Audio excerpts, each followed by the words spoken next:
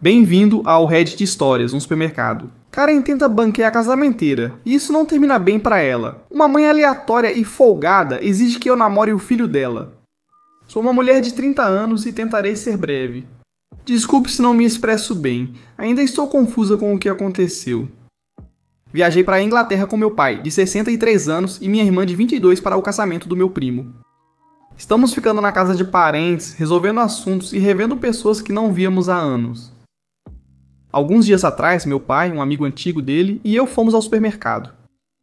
Fui à seção de hortifruti e fiquei ao lado de um homem escolhendo legumes.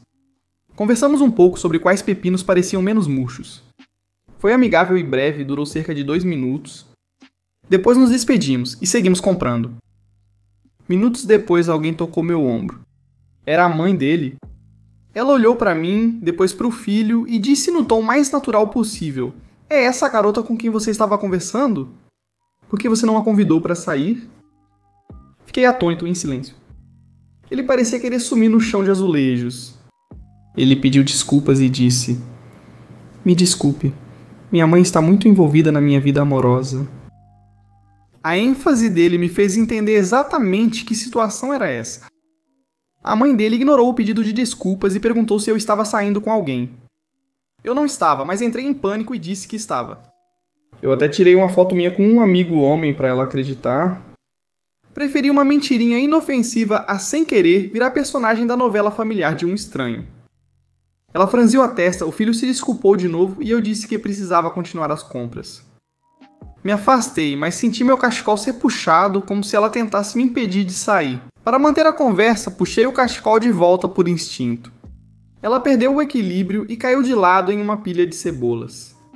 A banca inteira se mexeu e cebolas rolaram pelo chão. Fiquei parado, congelado, enquanto o filho dela a ajudava a levantar e pedia desculpas para nós dois. Nesse momento, meu pai se aproximou. Ele olhou para as cebolas, espalhadas por todo lado, me viu exausto e o filho com o rosto completamente pálido. Comecei a explicar o ocorrido, mas a mãe me interrompeu dizendo que eu estava sendo rude e desrespeitoso com seu filho. O pai olhou para mim. Eu expliquei a situação e ele riu. Não foi uma risadinha, e sim uma risada completa, do tipo: "Já vivi muito e isso é absurdo demais para não rir." Então ele chamou o amigo, que também começou a rir. O filho só disse baixinho: "Mãe, vamos embora?" Provavelmente foi a atitude mais digna que eles poderiam tomar. O gerente ouviu nossa versão resumida, pediu para não nos preocuparmos e desejou bom dia. Pagamos e fomos embora. Minha irmã, ao ouvir a história, comentou depois: "Se alguém tentar arranjar um encontro para ela com um estranho no supermercado, ela simplesmente vai fingir que está estudando para se tornar monja." Sinceramente, eu não achei a situação engraçada na hora, mas ver meu pai rindo daquele jeito quebrou a tensão. Às vezes a vida é simplesmente estranha, e às vezes cebolas acabam se envolvendo de alguma forma. Foi quase olímpica a tentativa de juntar pessoas sem querer, fiquei com muita pena do filho dela. Lamento que você tenha se envolvido no drama familiar de alguém no corredor de vegetais. É muito bizarro viver isso. O mais engraçado é seu pai rindo. Às vezes, situações absurdas merecem risadas. Espero que o filho eventualmente possa fazer suas próprias escolhas de namoro sem precisar de um acompanhante.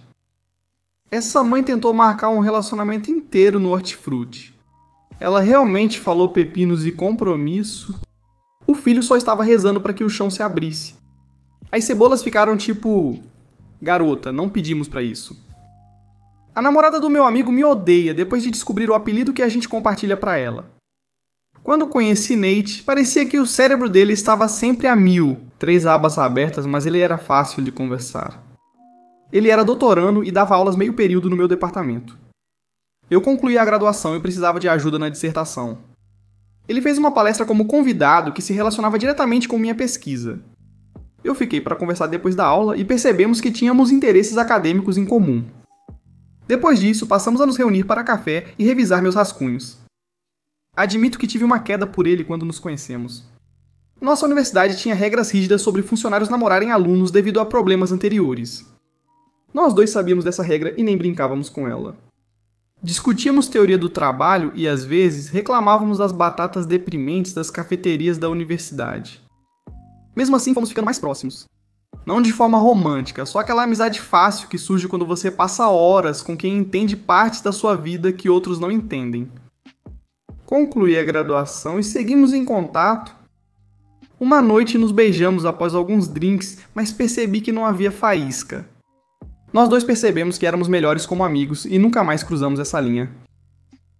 Enquanto ele me ajudava na dissertação, criamos algumas piadas internas estranhas.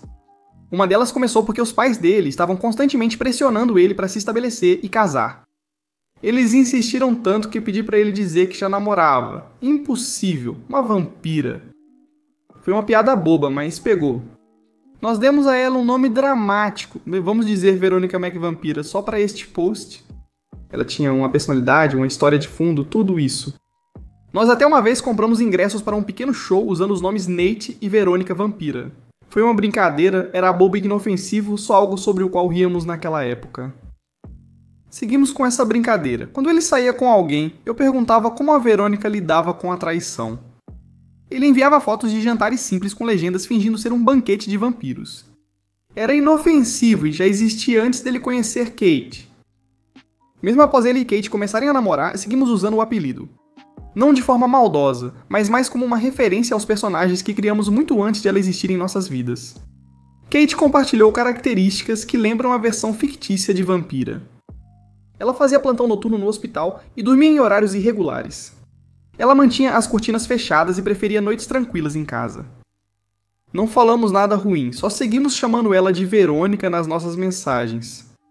Foi uma estupidez, mas não parecia maldoso nem segredo. Não achávamos que ela veria as mensagens, era só um hábito. Numa noite, Nathan ligou dizendo que precisava conversar. A voz dele parecia estranha. Pensei que ele queria falar da família. Falei que podia encontrá-lo perto do campus após o trabalho. Ele me disse para não ir ao apartamento dele, então ouvi a voz da Kate. Ela chorava e perguntava por que liguei para ela. Ela viu uma notificação minha antes sobre Verônica. Ela não sabia da piada. Ela achou que era o nome de outra mulher com quem ele estava saindo pelas costas dela. Ao ser confrontado, ele afirmou que era uma piada interna. Como ela sabia que nos beijamos há muito tempo, presumiu que eu era a outra mulher. Além disso, Nate não explicou bem. Ele entrou em pânico. Em vez de dizer que Verônica era uma personagem criada por nós antes dela, ele fez parecer que era só um apelido dela. Isso ficou muito ruim. Ela exigiu ver as mensagens de texto e de voz. Ela percebeu que Verônica era ela mesma. Ela ouviu minha pergunta sobre o jantar e percebeu como falávamos Verônica casualmente. Ela achava que estávamos zombando dela pelas costas. Eu tentei explicar. Expliquei que o apelido já existia antes de conhecê-la e nunca quisemos ser cruéis ou zombar. Ela não me ouviu e foi embora. Nate pediu que eu resolvesse isso, falando com ela e explicando. Falei que aparecer de novo só pioraria tudo. Já parecia pessoal demais, já parecia suspeito. Percebi como tudo era diferente para ela. Ela estava namorando um homem que já teve sentimentos por mim. Eu era uma mulher mais jovem que convivia muito com ele. Nós tínhamos um apelido pelas costas dela. Não era maldoso, mas excludente. Ela não recebeu o contexto, então só via que tínhamos um segredo sobre ela. Agora ela não atende mais ele e ficará com a família por alguns dias. E Nate está me pedindo para intervir. Acho que não devo, já estou envolvido demais. Me arrependo de ter continuado a brincadeira e de não tê-la incluído quando ficou séria com ele. Me arrependo de não ter visto que algo inofensivo para nós seria tão pesado para ela. Quero agir certo, mas não sei como. O apelido em si não era maldoso. O problema foi o momento e o segredo. Na posição da Kate, você já sabe que seu namorado gostava dessa outra mulher. Você tenta agir tranquilo e não demonstrar insegurança. Você descobre que eles têm uma linguagem secreta sobre você. Isso dói. Não importa que a piada tenha vindo primeiro, o que importa é que ela nunca foi incluída nisso quando fazia parte da vida dele. Nate deve se responsabilizar e resolver, não você. Vocês dois construíram um mundo onde eram os personagens principais e todo o resto era apenas um detalhe secundário. Funciona até alguém realmente se importar. Quem precisa recuperar a confiança é o Nate, não você. Seu trabalho é mandar uma mensagem dizendo que não há nada romântico da sua parte e que você vai responder qualquer pergunta que ela quiser. Depois disso, você se afasta. Nate precisa mostrar com ações que está comprometido com ela e capaz de estabelecer limites saudáveis. Atualização. A situação era pior do que eu entendi. Após minha postagem, falei com um amigo em comum que conversou com Katie. Ela me disse que Katie acreditava que o apelido era só a superfície de um problema muito maior. Ela achava que Nate tinha estado emocionalmente envolvido comigo durante todo o relacionamento. Eu neguei para ela, mas depois Katie contou o que Nate tinha dito. Ele disse a ela que só não estávamos juntos porque eu não o queria. Não porque não tínhamos química e não porque concordamos mutuamente. Ele se mostrou interessado em algo a mais e foi rejeitado. Ele também tinha saído com várias mulheres em circunstâncias semelhantes. Sempre jovens e mulheres, ainda tentando se firmar no mesmo ambiente acadêmico onde ele tinha autoridade. Garotas que ainda não tinham aprendido a impor limites. Kate também disse que ele pressionou ela e outras namoradas a se vestirem e falarem como eu ou outra parceira anterior por quem ele era obcecado, sem contar a elas o motivo. Elas só perceberam isso depois. Era sutil, mas uma pressão emocional. Ele as guiava para agirem como alguém por quem ele já tinha sentimentos, sem contar que essa pessoa era real. Ela disse que não queria mais ficar perto dele, nem que nenhum de nós ficasse. Ela só queria distância, não vingança ou drama. Pedi desculpas sinceras a ela, sem explicações. Eu não sentia que devia isso a ela tanto quanto o Nate, mas com responsabilidade ela aceitou, mas não ficamos próximos de repente. Isso seria rápido demais. Combinamos que eu e outro amigo iríamos pegar as coisas dela na casa dele enquanto ele estivesse fora. Deixamos as chaves dele em cima da mesa, depois mandamos uma mensagem juntos e dissemos para ele não entrar em contato com nenhum de nós. Se ele fizesse isso, denunciaríamos a universidade. Ele não respondeu, ao menos para mim. Desde então, bloqueei o número dele. Não o considero um monstro, apenas alguém que aprendeu a basear relacionamentos na admiração. Quando a admiração muda, ele tenta moldar a pessoa ao que precisa. Eu não quero fazer parte disso, não quero ser a pessoa que alguém usa para fazer outra pessoa se sentir insegura. Serei mais cuidadoso a partir de agora quanto a limites, piadas internas, linguagens privadas e a não confundir amizade com algo mais. E evitar que as coisas se misturem indevidamente. Não foi o apelido que causou tudo isso, foi o comportamento dele. Nate tem o hábito de namorar mulheres mais jovens e moldá-las para se encaixarem no que ele quer. Só a piada acabou sendo envolvida nisso. A melhor coisa que você pode fazer é se afastar e deixar Kate ter espaço para se curar e ser tratada como uma pessoa independente. Você agiu corretamente na segunda parte, pediu desculpas sem se justificar e saiu do triângulo. O resto pertence a ele. Isso não é mais sobre culpa, mas reconhecer que às vezes causamos dano sem querer e decidir crescer com isso. Então Nate está por aí, vivendo uma comédia romântica em vez de um relacionamento, e ele ainda fica surpreso quando a realidade não quer fazer cosplay pra ele. Acontece que as pessoas são pessoas de verdade, não apenas personagens na sua cabeça. Namore pessoas reais, não personagens de fanfic. Eu sou idiota. Minha irmã disse que eu deixei todo mundo mal depois que paguei discretamente as compras de um estranho. Peguei molho de macarrão e areia pra gato após o trabalho. Loja de rede em cidade pequena, numa noite de terça-feira, nada demais. O cara na minha frente tinha uns 12 itens. Pão, leite, manteiga de amendoim, bananas, um bolinho de aniversário pequeno, essas coisas. Ele ficava rearrumando as coisas na esteira e murmurando, desculpa. O caixa registrou e deu R$ 48,23. Ele tentou um cartão, recusado. Tentou outro, recusado de novo. O caixa foi gentil.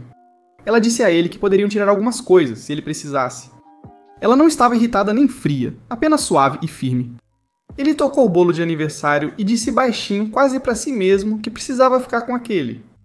O bolo era para o filho dele. Ele começou a tirar as coisas. Primeiro os morangos, depois o leite, então pegou o leite de volta, como se a mão dele tivesse mudado de ideia. Não sei o que deu em mim, foi algo simples, sem grande reflexão. Pedi ao caixa para registrar as compras dele com as minhas. Falei baixo, sem fazer cena. Ele disse que eu não precisava. Respondi, tudo bem e feliz aniversário ao filho dele. Ele não chorou alto, não teve um colapso, só mudou a respiração de forma silenciosa. Daquele tipo em que a pessoa segura tudo porque precisa. Os olhos do caixa e os meus ficaram marejados. Precisavam de um gerente para liberar o caixa e juntar os pedidos.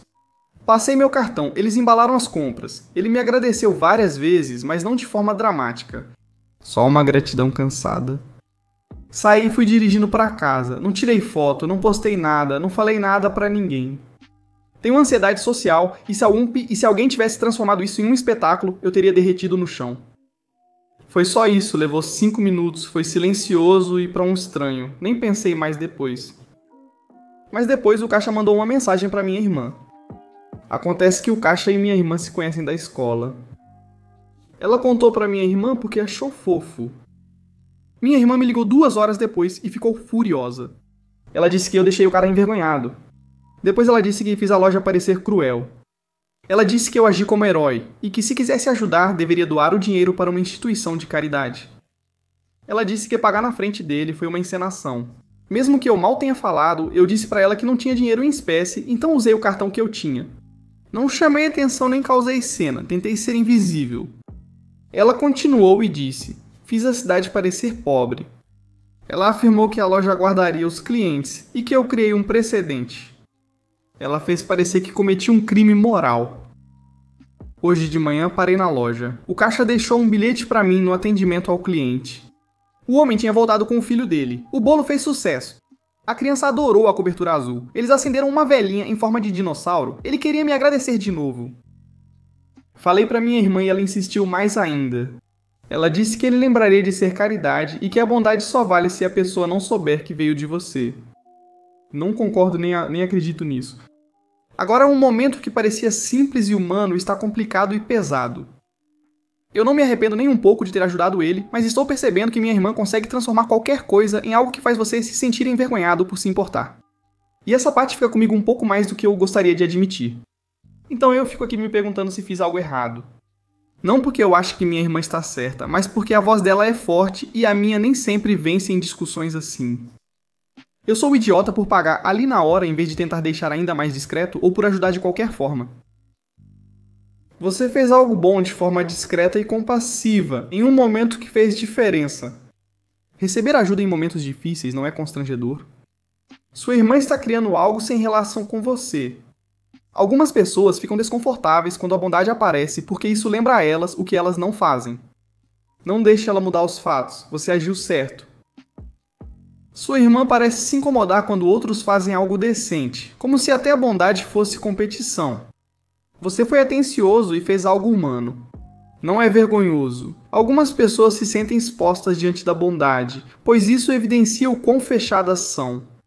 Esse é o problema dela, não seu. Continue sendo a pessoa que repara em um bolo, um pai e uma vela azul. O mundo precisa mais disso. Senti inveja da bondade só por não ter tido a ideia antes. Corações ficam pequenos quando não se abrem. Eu sou o babaca por perguntar com a vizinha se ela queria compartilhar comida. Tenho 31 anos, sou solteiro, moro sozinho em um condomínio e tenho vivido no automático. Quando se trata de comida, só sei cozinhar macarrão e usar o micro-ondas. Esse é o limite das minhas habilidades culinárias. Trabalhava em 2 empregos de meio período e, ao perder um, diminui os pedidos de delivery. Passei a alternar entre fast food barato e macarrão instantâneo. Isso estava cansativo, eu me sentia sempre lento e via a diferença no espelho. Na diagonal do meu apartamento, do outro lado do corredor, mora uma mulher da minha idade. Vou chamá-la de Kate. Ela mora aqui há 2 anos. Não somos amigos, só trocamos cumprimentos quando nos vemos. Cortesia de corredor comum para quem mora em apartamento. Ela cozinha com frequência e tudo o que faz tem cheiro bom. Nada de molho de pote ou comidas de micro-ondas, mas refeições de verdade. Alho refogado, frango assado, caldo fervendo, esse tipo de comida. Já tinha elogiado o cheiro antes. Ela só agradecia rápido e trancava a porta.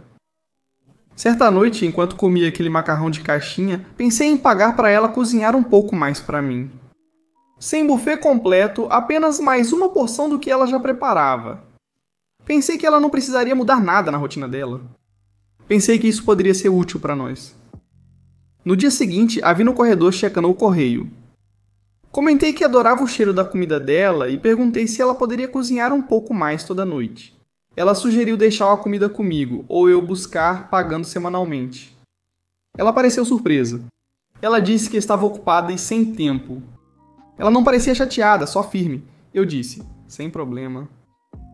Fui para casa pensando nisso. Ela cozinha todo dia e talvez não tenha entendido que não pedi nada especial ou que cozinhasse por horas. Então, alguns dias depois, quando a vi de novo, toquei no assunto mais uma vez.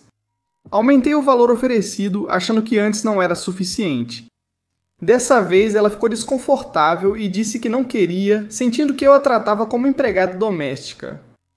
Ela disse que não estava interessada em algum tipo de acordo em que tivesse que responder a um vizinho que mal conhecia. Ela me chamou de estranho, fechou a porta e foi isso. Fiquei parado, envergonhado, não quis dizer nada estranho. Não tentei flertar nem pedir trabalho de graça. Eu realmente achei que fazia sentido. Ela cozinha, eu não sei, eu pago pra ela, nós dois saímos ganhando. Mas a resposta dela me fez sentir que exagerei. Fico revendo isso e me perguntando se fiz algo errado ou estranho sem perceber. Então, eu sou o babaca, cara? Você perguntou e ela disse não. Esse era o seu sinal para parar. Quando você perguntou novamente, começou a forçar os limites. Você não sugeriu dividir o preparo, mas sim pediu que ela cuidasse das suas refeições. Isso transforma a relação de vizinha em funcionária, o que é bem desconfortável sem amizade ou confiança. Não se trata de ela cozinhar ou não, é sobre ela não querer ter alguém dependendo dela todas as noites. Além disso, dizer que você não é estranho não faz com que algo deixe de ser estranho.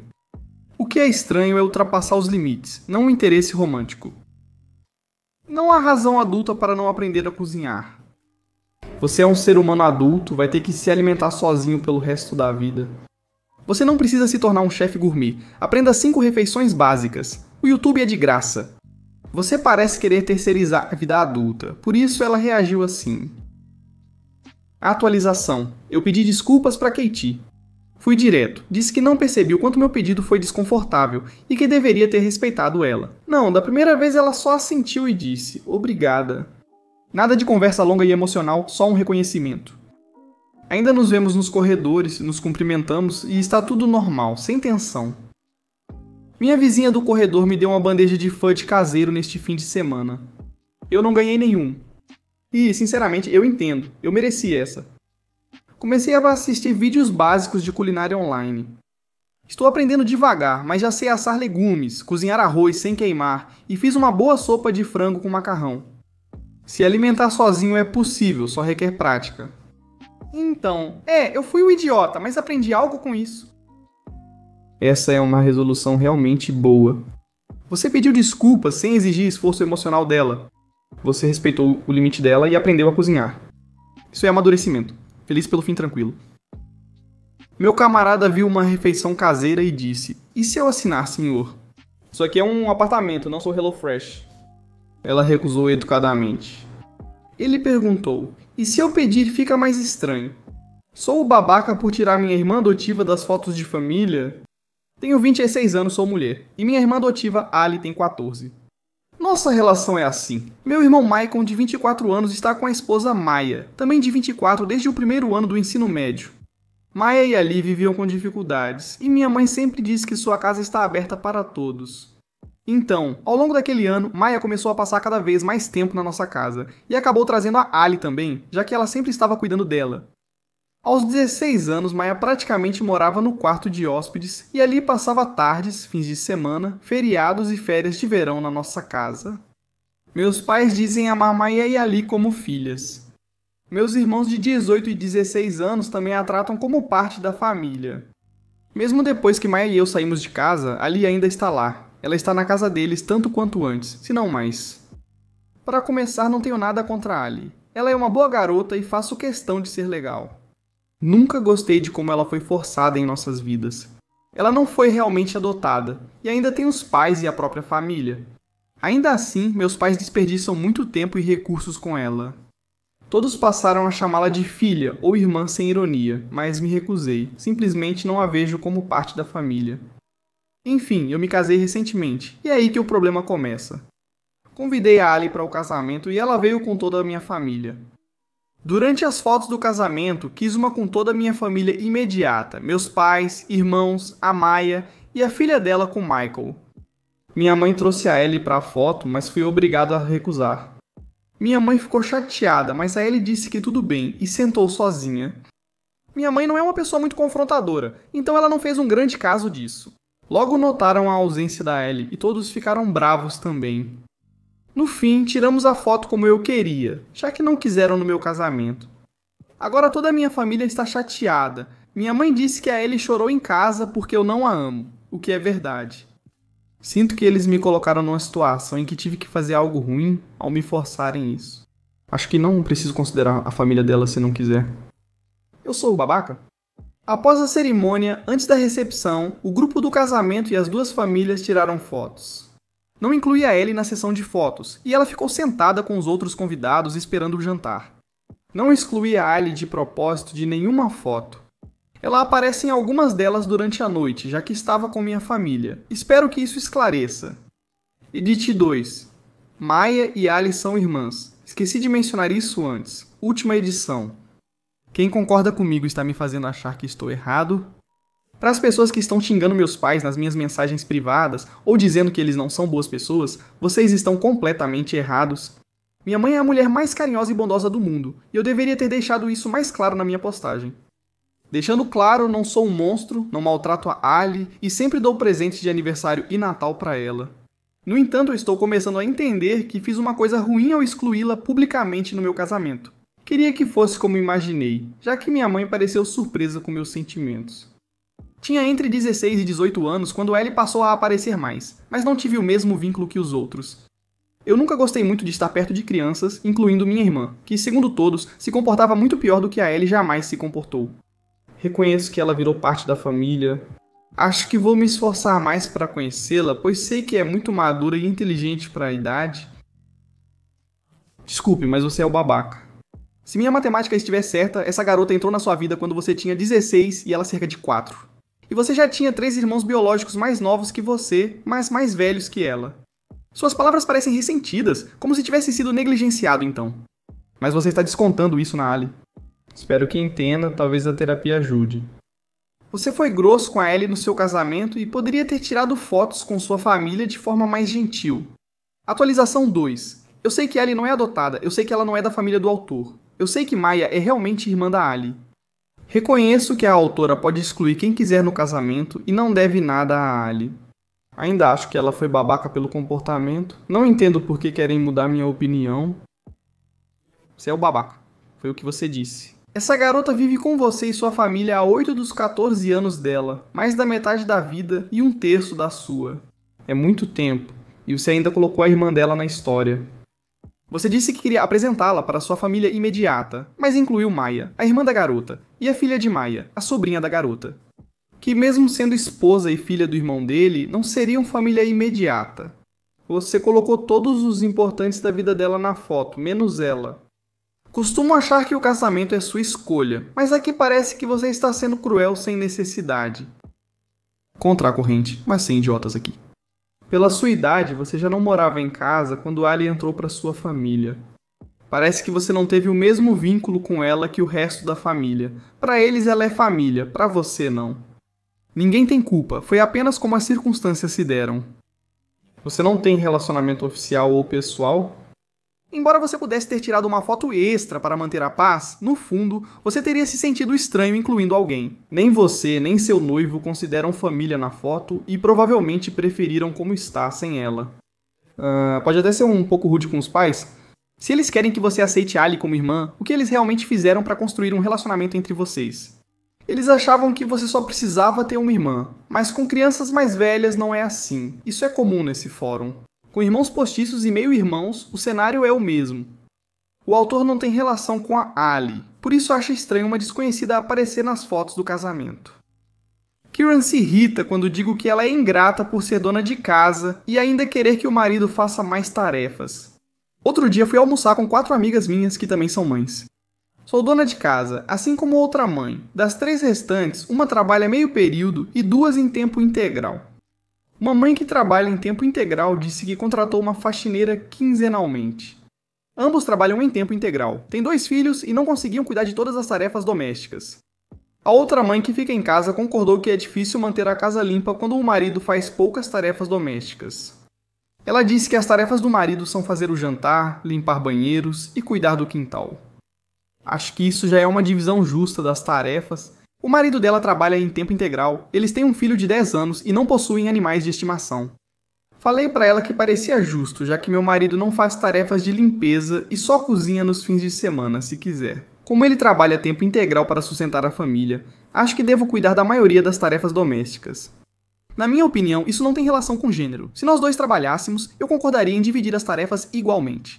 Se só eu trabalhasse, esperaria que ele cuidasse da maior parte da casa.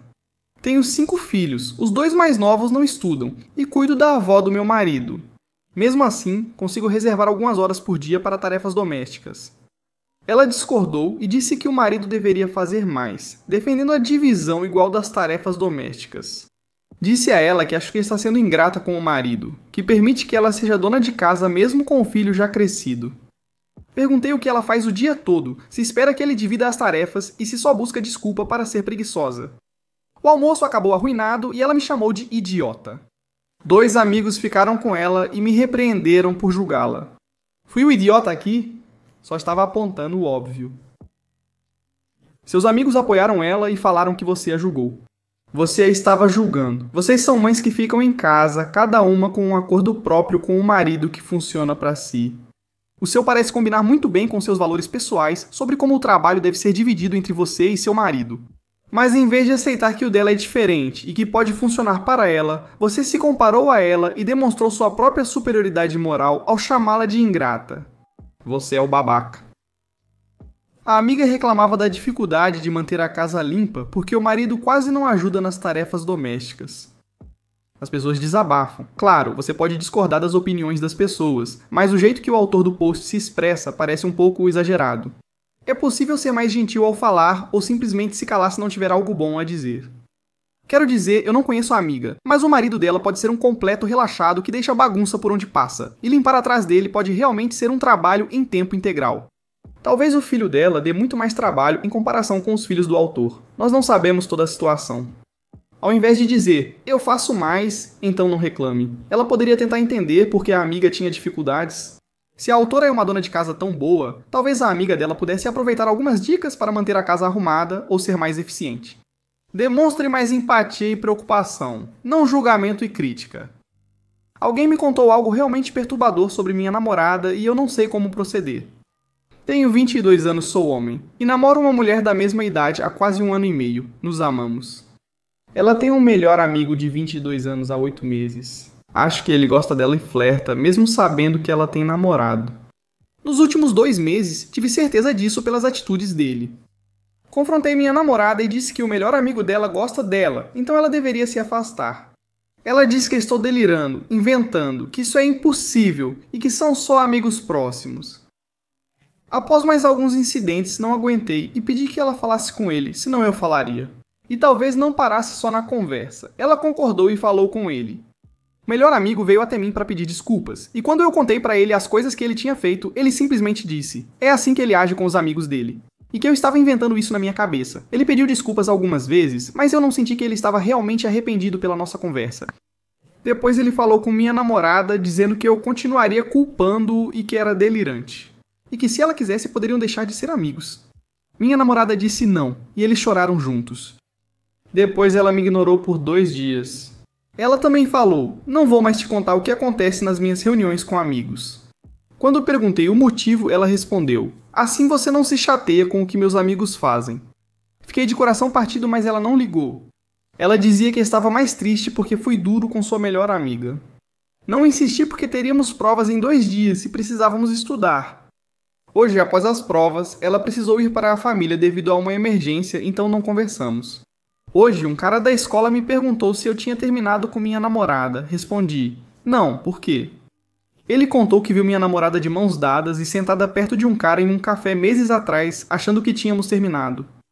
Perguntei se ele tinha certeza e ele confirmou.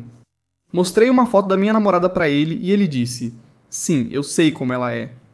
Senti que devia mostrar uma foto do melhor amigo para ele, mostrei e ele confirmou. Sim, é esse cara. Estou perdido e não sei o que fazer. Não posso falar com ela porque já lida com uma emergência na família e está longe com eles. Eu não quero aumentar os problemas dela agora, então estou fingindo que estou bem. Nas nossas mensagens eu realmente me sinto péssimo e fiquei encarando uma parede em branco e bebendo pelas últimas 2 horas. Eu realmente não sei o que fazer. Ela já tem muito com o que lidar, mas não se importa em adicionar mais. Não se preocupe, você é a segunda opção. Melhores amigos são pra sempre, mesmo que te coloquem pra baixo. Essa é a lógica desse tipo de pessoa. Parou de ler em Melhor Amigo Homem? Esquece isso, cara. Tenha amor próprio e termine com ela. Não posso dar 0 aos alunos por usarem inteligência artificial sem provas, sem problema. Como professor de inglês do ensino médio, tenho 2 grandes irritações com alunos fazendo tarefas. Muitos alunos ignoram as instruções. Escrevo as instruções nas folhas e leio em voz alta, mas sempre há alunos perguntando: o que a gente vai fazer? É só uma frustração típica de professor. O que realmente me incomoda, no entanto, são os alunos colando nas tarefas de redação usando o ChatGPT.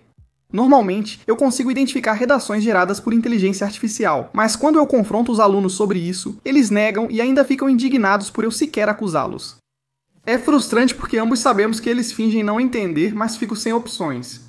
Normalmente, eu simplesmente dou 0 para eles e sigo em frente, mas sempre fica aquele medo no fundo da minha mente de que algum deles possa reclamar para a administração. Se isso ocorresse, não confio que a administração me apoiaria. Como é difícil provar que algo foi gerado por inteligência artificial, hoje os superiores geralmente apoiam um aluno. Então eu bolei um plano. Eu propus uma redação criativa de tema livre, onde a orientação era simplesmente escrever uma história sobre qualquer coisa que quisessem. Depois, os alunos fariam perguntas sobre sua história. O detalhe é que eu sabia que se você pedir para o ChatGPT contar uma história, ele geralmente repete a mesma, sobre uma garota chamada Alara, que mora na floresta. Essa história geralmente começa com Era uma vez. Numa vila entre colinas e florestas, vivia uma jovem chamada Lara. Conhecida na vila por sua curiosidade e espírito aventureiro, ela sempre queria explorar além dos caminhos familiares de casa. Então, em uma fonte um pouco menor, abaixo das instruções, eu acrescentei: se o nome do seu personagem principal for a Lara, menos 99 pontos. Como esperado, alguns alunos escreveram histórias sobre a Lara, que mora na floresta. Quando devolvi os trabalhos deles com uma nota de 1 em 100, porque acho que dói um pouco mais do que um 0. Eles previsivelmente perguntaram por quê. Tudo o que eu precisei fazer foi apontar para as instruções que eles nem se deram ao trabalho de ler. Não havia necessidade de mencionar a inteligência artificial. Nós dois sabíamos o que tinha acontecido. Sou babaca por ir ao baile com um amigo e não com meu namorado? Tenho 17 anos, sou mulher e iniciei um relacionamento à distância com meu namorado de 19 anos no verão. Ele mora na Itália e eu moro nos Estados Unidos. Ele é uma pessoa muito estoica e não se anima facilmente, por isso essa situação me surpreendeu tanto. No penúltimo ano do ensino médio, mudei para a escola online devido a graves problemas de saúde mental. Eu sabia que ficar lá não ajudava. Felizmente, minha escola charter tem filial online, permitindo mudanças se preciso.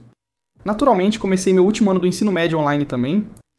Nesse tempo, conheci um garoto de 17 anos na aula de governo. Durante a aula virtual, ele viu meus pôsteres de K-pop na parede e perguntou sobre eles. Fizemos trabalho juntos e com o tempo viramos amigos. Depois encontrei com ele na escola ao voltar para as fotos de formatura. Conversamos de forma mais oficial, viramos amigos e trocamos contatos das redes sociais quando nos encontramos novamente para o vestibular. Um tempo depois, ele me mandou uma mensagem perguntando se eu ia ao baile de formatura. Eu disse que não, pois não via motivo para ir naquele momento. Como quase todos os meus amigos próximos já tinham se formado ou mudado de escola. Após conversar mais, repensei e decidi ir, pois tinha feito novos amigos. Então ele me pediu para ser só acompanhante no baile. Sabia que não havia outro motivo, já que ele gostava de outra pessoa e eu tinha namorado. Eu falava dele na aula e em um grupo online com outros alunos, então disse sim, e foi isso. Achando que meu namorado ficaria de boa com isso, dadas as circunstâncias, decidi contar tudo para ele. Enviei uma mensagem de voz explicando a situação. Alguns minutos depois, ele me respondeu com: por que você sequer pensou em me perguntar isso? Você basicamente pediu para colar, o que me confundiu, já que eu havia explicado tudo detalhadamente. Disse a ele que meu amigo e eu íamos só como amigos, sem sentimentos românticos. Perguntei por que se sentia assim, e ele respondeu que não queria que outro cara me visse arrumada para ele. A resposta dele me surpreendeu mais. Achei que fosse óbvio que não se tratava de me arrumar para o meu amigo, mas sim de aproveitar um evento do colégio. Discutimos, e no fim meu namorado me deu um ultimato. Ele me disse para cancelar meus planos ou terminaria comigo. Agora eu tenho que contar para minha amiga que meu namorado não quer que a gente vá junto, o que vai ser difícil porque eu já tinha concordado em ir. Me pergunto se estou errada, já que isso fez meu namorado, normalmente tranquilo, reagir tão forte. Talvez eu não devesse ter aceitado ir, ainda tenho dúvidas. O cara na Itália não é seu namorado se você nunca nem conheceu ele. Por favor, se envolva no mundo real, com pessoas reais. Quando terminar com alguém é tão simples quanto não responder uma mensagem de texto ou uma ligação, isso não é um relacionamento de verdade. Sério, vá ao baile com um ser humano que faz parte da sua vida real. Não se preocupe com seu amigo imaginário. Ele não é uma pessoa decente só por prestar atenção em você. Eu acho que dizer que relacionamentos online não são relacionamentos de verdade é muito desonesto e simplesmente errado. Conheci meu marido em um jogo online há 13 anos e só nos vimos pessoalmente depois. Hoje somos casados. Nosso relacionamento era real, mesmo distantes fisicamente, pois morávamos em extremos do país. Prefira seu amigo real ao relacionamento online. Diga que o baile não é romântico, e se ele não aceitar, siga em frente. Você não está sendo babaca. Minha noiva quer que eu pague a dívida dela com os pais antes do casamento. Pedi minha noiva, de 38 anos, em casamento há 3 semanas. Tenho 43 anos e planejamos casar na próxima primavera ou verão. Estamos juntos há cerca de 2 anos e, embora não moremos juntos, nos vemos de 3 a 5 dias por semana. Ela tem um filho adolescente que quer ir para a universidade em breve e eu não tenho filhos. Atualmente trabalho remotamente na casa da minha mãe para cuidar dela, que tem demência. Minha noiva tem uma casa com cerca de $, 180 mil na hipoteca e mais 20 mil reais de dívida com os pais, usados para reduzir essa hipoteca. Ela enfrenta um processo judicial desde o ano passado. O ex dela, que não é pai do filho, está processando ela por $, 20 mil alegando seu valor investido na casa. Há meses, meu noivo pediu que eu quitasse de uma vez a dívida de $, 20 mil com os pais dela ao nos casarmos. Isso usaria 80% das minhas economias. Eu disse a ela que preferia quitar a hipoteca primeiro para evitar pagar juros ao banco, mas ela discordou. Ela quer reembolsar os pais para que aproveitem o dinheiro em vida, e respeito isso. Disse que antes de pagar qualquer valor referente à casa, inclusive a dívida com os pais dela, quer o meu nome na escritura. Ela aceitou essa condição na época. Ela afirma viver de salário em salário e no último ano emprestei $15 mil para ajudá-la nas contas. Sei que é difícil para ela ser mãe solteira e cuidar da casa. Ela recebe $90 mil por ano, eu ganho 135 mil. Nós tínhamos planejado que eu me mudaria para a casa dela no próximo mês, mas com as necessidades da minha mãe, eu disse à minha noiva que continuaria cuidando da minha mãe na casa dela. Trabalhando remotamente lá durante o dia, enquanto minha noiva e o filho dela estão no trabalho e na escola, eu então voltaria para a casa da minha noiva depois, contratando ajuda em meio período para minha mãe sempre que eu não estiver disponível. Minha noiva discordou desse plano, mas ela acabou concordando comigo. Visito minha mãe aos domingos e pago cerca de $1.500 mensais para alguém cuidar dela, 4 vezes ao dia. Quando eu morar com minha noiva, vou pagar todas as contas mensais dela, internet, gás, água, luz, celulares e seguro do carro. Mas especifiquei que não pagaria a hipoteca ou dívidas, a menos que meu nome estivesse na escritura.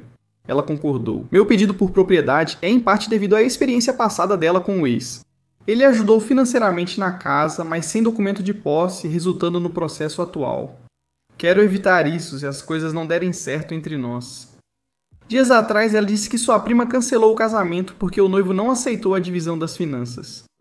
Ela me perguntou sobre nossos planos financeiros, já havíamos conversado e reiterei o que disse antes. Eu gostaria que a gente dividisse as despesas mensais de uma forma que deixasse cada um com a mesma quantia para gastar ou economizar depois que as contas fossem pagas. Por exemplo, se ela tem $2 mil sobrando por mês, eu também teria esse valor após pagar as contas. Eu sugeri uma conta bancária conjunta para facilitar, mas ela quer que a gente mantenha contas separadas com acesso mútuo, caso um de nós bata as botas. Quando eu sugeri dividir as despesas, ela ficou furiosa e insistiu que o homem deve pagar tudo. Perguntei o que faria se eu ficasse sem dinheiro e quais eram os planos dela para o dinheiro extra. Ela afirmou que pagaria as contas restantes se preciso, e o dinheiro economizado seria um bônus para usar como quisesse. Ela disse que devo avisá-la sobre compras importantes. Discordo dessa abordagem, prefiro divisão mais igualitária das finanças, mas ela considera qualquer divisão problemática. Acho que o término recente da prima influenciou o pensamento dela.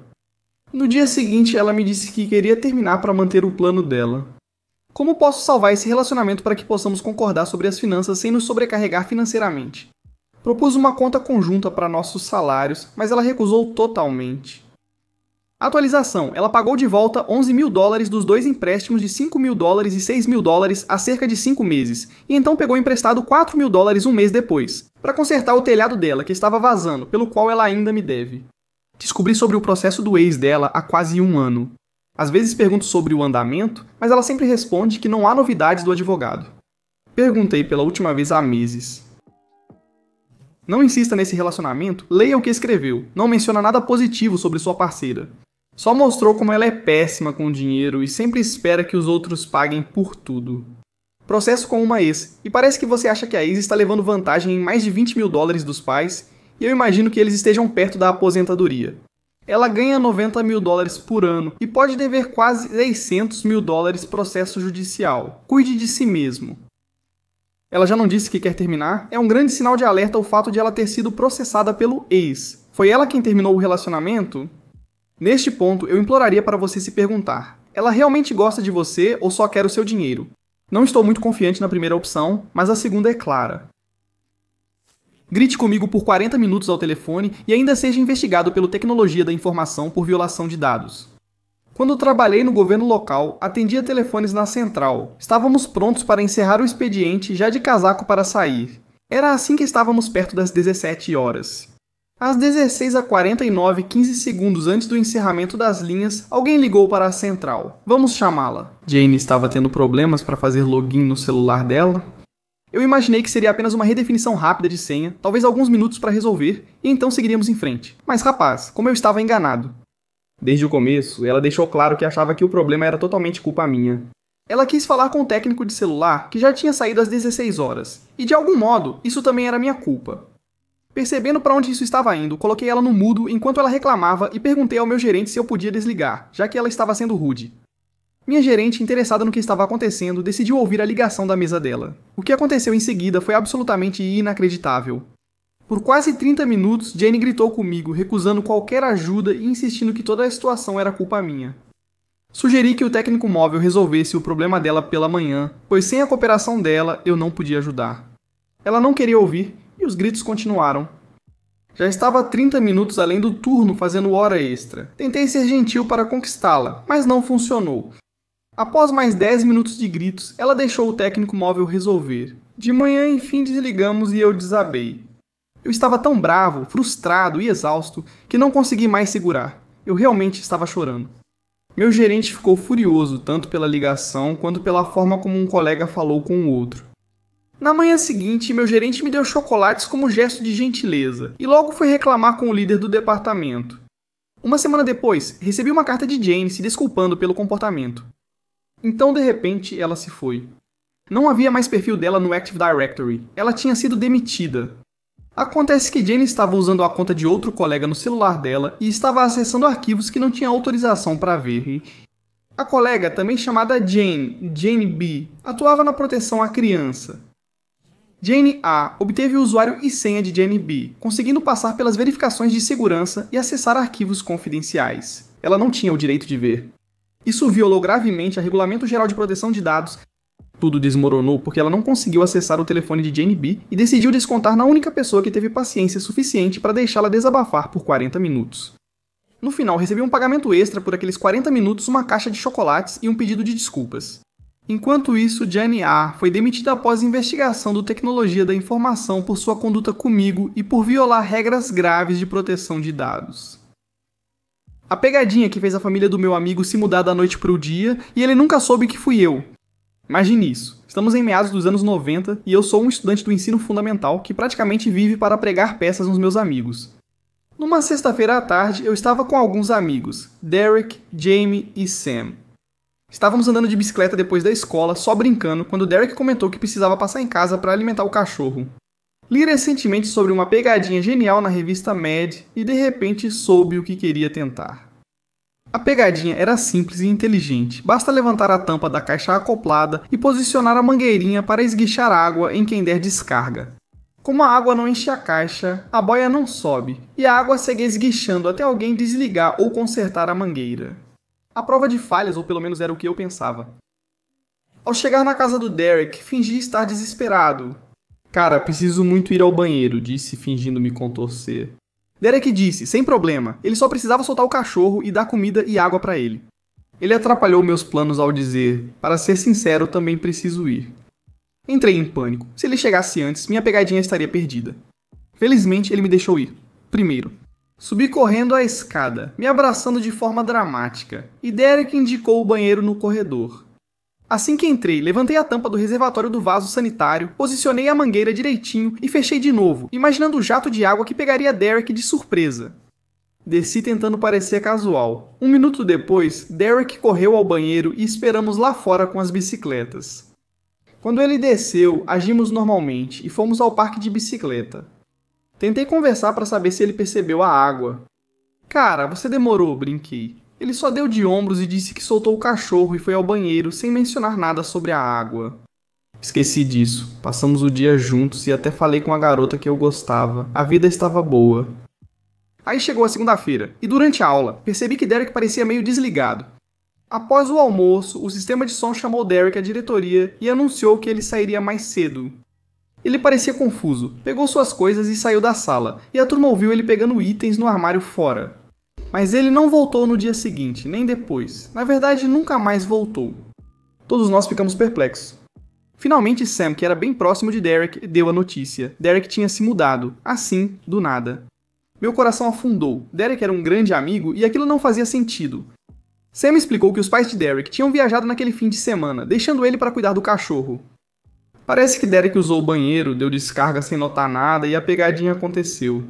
A água jorrou durante a sexta, sábado e domingo, inundando o banheiro, espalhando-se pelo corredor e causando o desabamento do teto da sala de estar. O andar principal e o porão ficaram totalmente alagados. Os pais de Derek chegaram em casa na segunda e encontraram o desastre. A casa, quase condenada, ficou irreparável. Eles precisaram arrumar tudo e se mudar. A casa foi demolida pouco tempo depois. Quando Sam me contou isso, senti meu estômago revirar. Meu rosto ficou pálido enquanto tudo fazia sentido. Minha brincadeira destruiu a casa deles e obrigou Derek e sua família a se mudarem. Ele tinha sido um bom amigo para mim e eu nunca quis que as coisas chegassem a esse ponto. Nunca contei a verdade, mas sempre que penso nisso, sinto culpa. Nunca mais vi Derek. Karen está me culpando pelo que o cachorro dela comeu. Agora ele pode não sobreviver. Organizei uma grande festa no jardim neste fim de semana e convidei meus amigos e seus parceiros. Uma das minhas amigas leva o cachorro dela para todo lugar. Falei para ela que animais de estimação não eram permitidos, mesmo com a festa no jardim.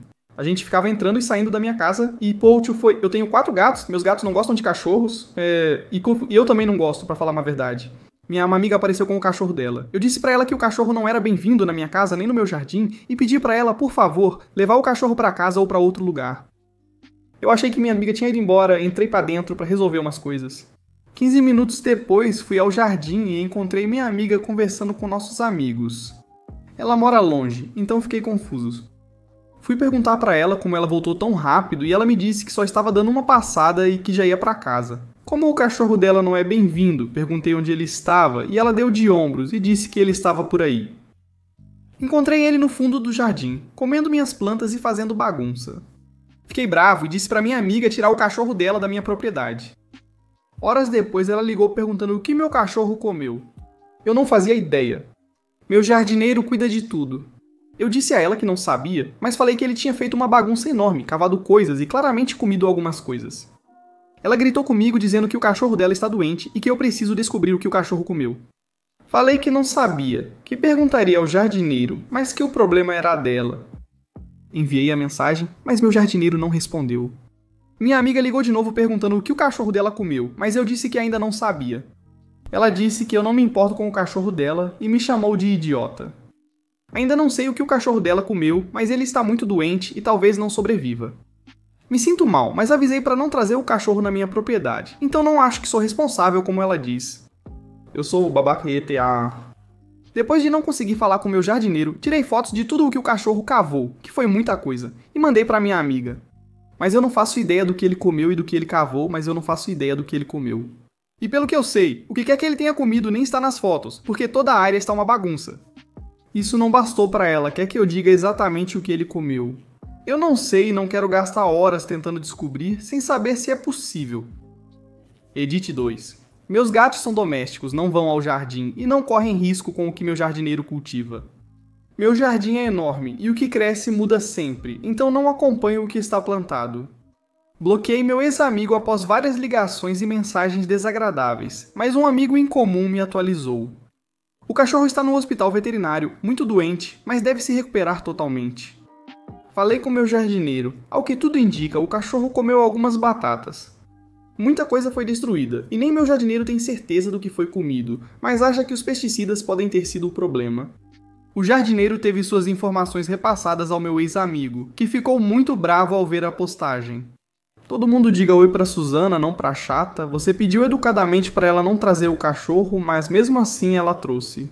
Você pediu pra ela ir embora, mas mesmo assim ela não foi. Ela nem estava cuidando do cachorro dela. Se o cachorro dela não sobreviver, a culpa é dela. Pense se sua irmã engravidasse, mentisse sobre o pai e ainda exigisse seu apoio à mentira.